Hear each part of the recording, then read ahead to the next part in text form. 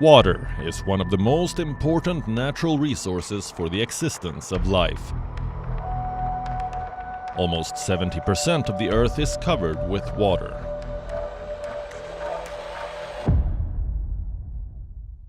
But only 2.5% of it is fresh water.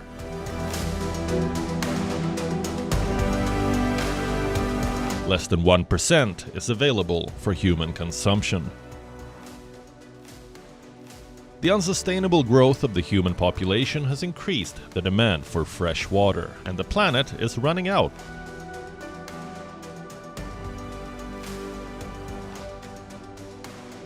Today, 1 in 3 people do not have access to safe drinking water. Currently, the global human population stands at 7.9 billion. What will happen when it crosses the 9 billion mark by 2050?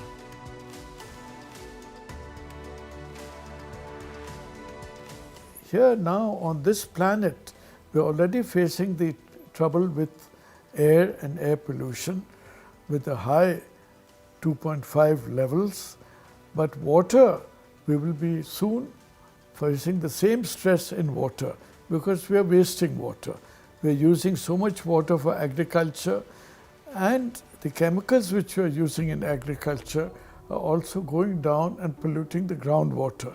So when we bring up the groundwater in the tube wells to drink, that itself is polluted. Thirdly, we are not recycling all the water to make it potable for drinking. So all these reasons will cause us great stress in water. Water is a very, very important resource, whether it is human being or animals or plants. They all require water to survive. So without water they can survive. That's the fundamental bottom line. Then water's requirement for industrial growth, water's requirement for all activities in the country. So water is actually essentially many times a limiting resource for the development. When you talk about a $5 trillion economy, whether in the manufacturing side or whether in food production, all requires lot of water. So this is where the importance of water as a very, very critical element as a raw material for many things comes up. Water situation is very bad. It has taken a crisis stage. In fact, most of the regions in the world, they have reached to the hotspot areas, and this is being more serious in those areas which are badly impacted by climate change as well as population growth. The water is climate and climate is water. So the global warming or climate Water change is the most affected resource because of global warming and climate change. The ever-increasing population is a major driver for global warming and climate change, causing a devastating impact on our planet.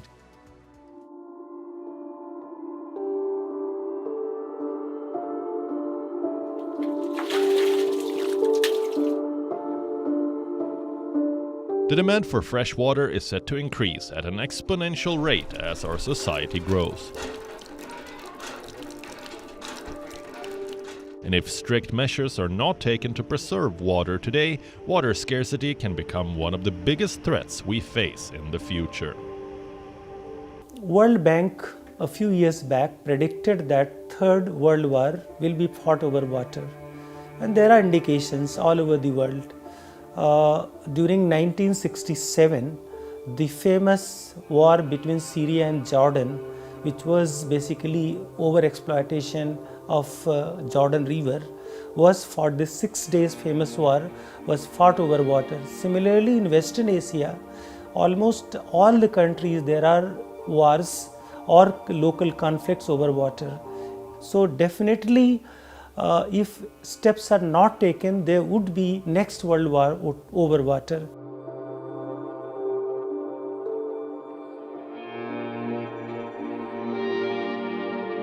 There is a direct link between the availability of water and the population, because the supply of water remains a constant. What quantity of rainfall we used to receive 50 years back, it's almost the same. But only thing, because of the climate change issues, the intensity of rainfall has become different.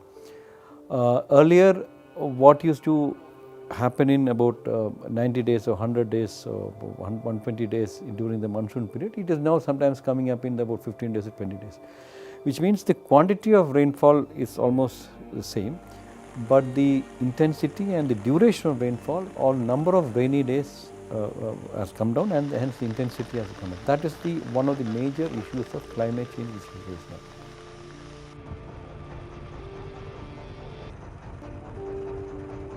Fulfilling the water requirements of the human population is driving our existing water resources towards depletion.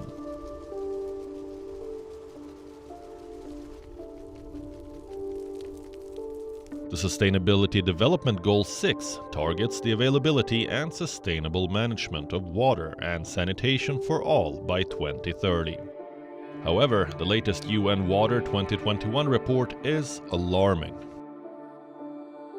SDG 6, Sustainable Development Goal 6, which was enunciated by United Nations, this July 2021, United Nations came out with a report on the progress of SDG 6, and this says that there have been very little progress, mainly because of COVID pandemic, and over 2 billion people, which translates to 26% of population, they are living in water starved. They don't have access to clean drinking water.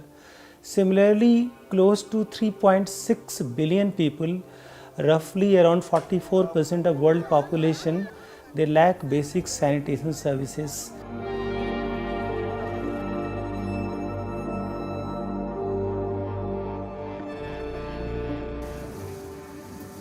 Let's look at the human activities that negatively impact water resources.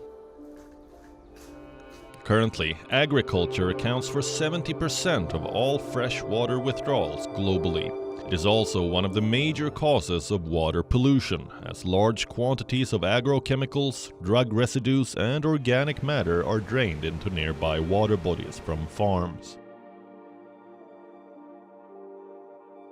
Use of agrochemicals and fertilizers is becoming very rampant in modern agriculture, and seepage of these chemicals pollutes groundwater, and the spillover also goes to the rivers and other bodies. That creates havoc in terms of water pollution. And if we return to natural agriculture or sustainable agriculture, we can solve some of these problems, because this kind of agriculture is basically organic agriculture. It doesn't depend on artificial or the chemical fertilizers. Very little tillage, that means do not disturb the upper soil, which is very fertile and harbors many of the useful microorganisms, including earthworms. And this also protects water bodies from pollution. As human populations grow, declining water quality has become a global issue. Water pollution has many sources. The most polluting of them are sewage and industrial waste discharged into the rivers. The impact of personal care products and pharmaceuticals is also an emerging water quality concern. The United Nations recently said that drought is a hidden global crisis that risks becoming the next pandemic. Increased deforestation, soil degradation, overpumping, and unsustainable water use are some human activities that can lead to severe droughts. As much as 20% of the world's groundwater wells may run dry, potentially depriving billions of people of fresh water. What can countries do to fight this? The most important thing is education. We should teach water conservation in schools. Right from a young age, people should know that water is a scarce resource and a very important resource, and they should be taught how to conserve water.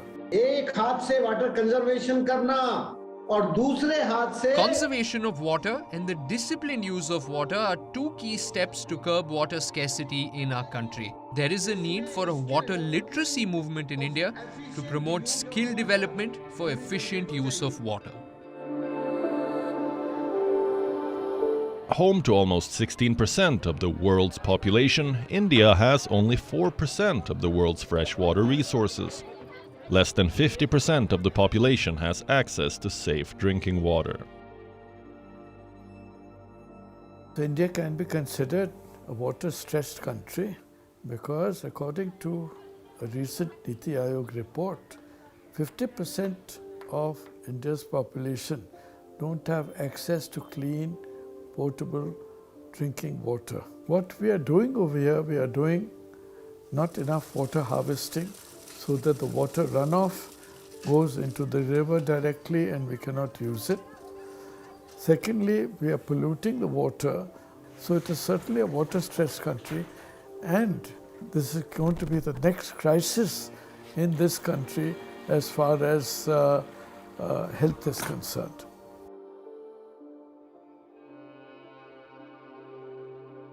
If you look at it statistically, the per capita availability has gone down from about 5,500 meter cube per person per year to about 1,400 meter cube per person per year in the last maybe 60-70 years.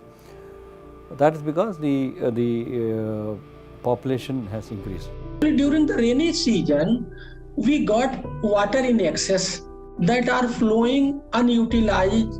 So if we have the ponds, bells and rivers, we can store these excess water during the rainy season, and these stored water recharge our groundwater. Second way is that we can use that surface water in irrigation in different uses. So this is the point where we need to change our focus. Experts estimate that around 70% of the country's water resources are contaminated, and major rivers are heavily polluted. Besides polluted rivers, India is also the largest extractor of groundwater in the world, and depleting levels may cause a reduction in farm output by up to 20% by 2025. India is one of the largest extractor of groundwater. See, 25% of the world's groundwater extraction is done in India. The US and China combinedly extract less water than India does in the first position. So that's a huge quantity of water which we extract from the groundwater, and we are not replenishing that. That's why the water table goes down. India is facing a severe water crisis. 72% of groundwater aquifers in India are overdrawn. Considering the current trend of water scarcity in India, we could soon face a climate refugee crisis.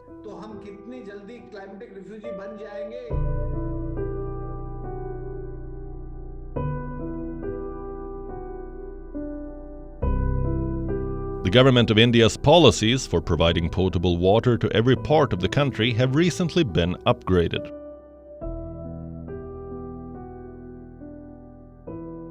The Jal Jeevan Mission (JJM) was launched in 2019 by the Union Ministry of Jal Shakti to ensure 100% functional tap water supply in rural areas by 2024. It has achieved astonishing results already. We used to fetch water for our daily use from a roadside tube well. The tap water connection in our homes has made our lives much easier. We used to travel long distances for water. Now with the tap water connection in our home, we don't have to go anywhere to get water. We're very happy with the tap water connection at our home. Under Jal Jeevan Mission, we are empowering village people. We are training them, educating them, bringing awareness on various aspects of water, sanitation and hygiene and its correlation with public health. $22 billion is being provided to panchayats for management, operation and maintenance of water supply and sanitation in villages. The purpose is to improve the quality of life. In last 26 months, despite COVID-19 pandemic, roughly 55 million households have been provided tap water connection. This scheme has brought water and comfort in our lives. With a tap water connection in every home, life is more convenient. I'm a water operator and I oversee the water supply in the village, and my family has supported me in doing this. We appreciate the efforts of the government to facilitate us with tap water connections.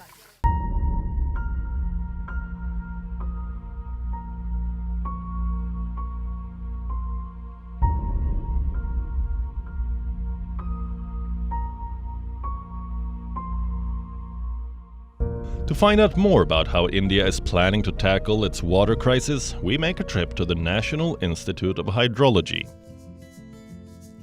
The premier research institute is located in Roorkee, in the state of Uttarakhand. Dr. V.C. Goyal leads a team of scientists who are working towards finding solutions to issues related to water resources in India. We are working on two aspects. One is rainwater harvesting and using harvested water for groundwater recharge. And three important techniques which we have worked during a European Union funded project called Saaf Pani.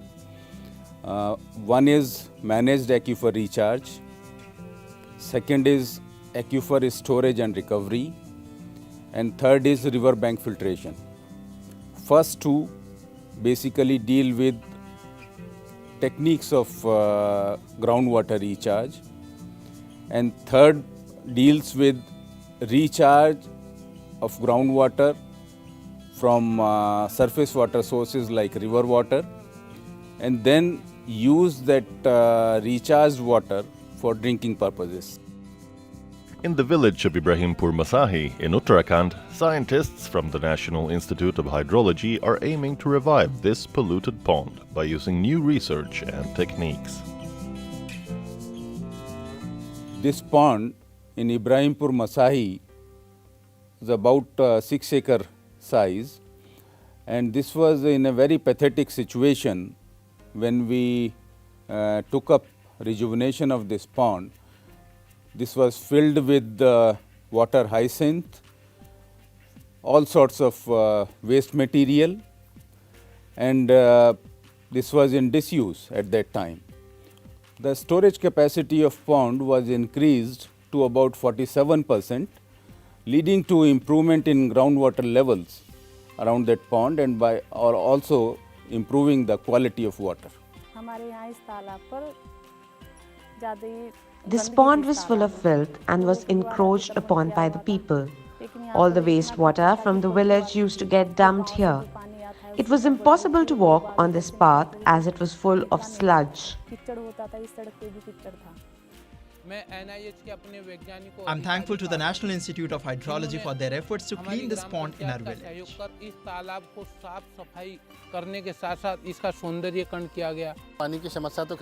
Delhi is facing water problems. Industrial waste from factories in the city gets dumped into the Yamuna River, polluting it with ammonia.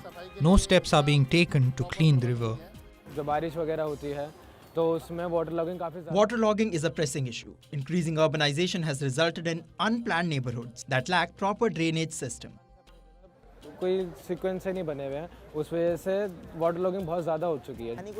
should prevent the wastage of water, and the authorities should step in and upgrade the sewage infrastructure in the city.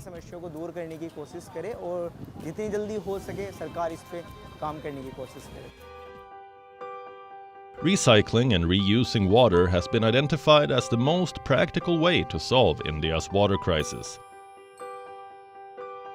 Water conservation can go a long way to help alleviate many impending shortages. Using water-saving techniques can help protect a country's water supplies. We have to reduce the groundwater extraction rate, okay? And we will have to shift towards surface water management, reducing the groundwater extraction and increasing the surface water supply system by rejuvenating our old natural water bodies like ponds, wells and rivers. We can meet out our demand and supply. There are many more ways through which the global water crisis can be tackled, such as reducing the corporate water footprint, addressing the increasing water pollution, tackling climate change, the invention of new technologies to treat water resources, and most importantly, stabilizing the human population.